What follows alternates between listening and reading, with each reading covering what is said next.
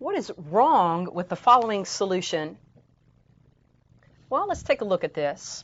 The first line of this equation reads the square root of 2x plus 1 plus 5 is equal to 0. In the next step, 5 has been subtracted from both sides to give the square root of 2x plus 1 is equal to negative 5. In the following step, both sides have been squared,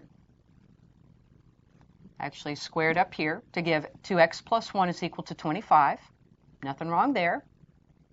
Subtracting 1 from both sides gives 2x equal 24, and dividing by 2 gives x equal 12. There's really nothing wrong with these steps.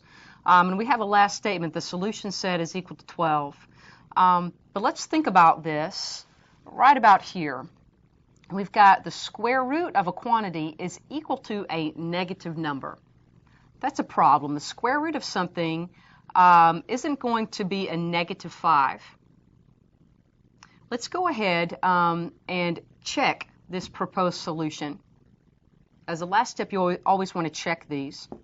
So our original equation is the square root of 2x plus 1 plus 5 is equal to 0. Let's substitute 12 in for x.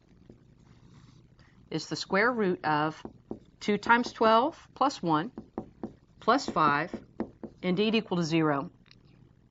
That's the square root of 24 plus 1, or the square root of 25 plus 5. Is that equal to 0? In other words, is 5 plus 5 equal to 0? No, that's a false statement. 10 is not equal to 0. So that value 12 does not work. So the only thing really wrong with this solution process is the fact that that final solution needs to be checked, because for this equation there is no solution.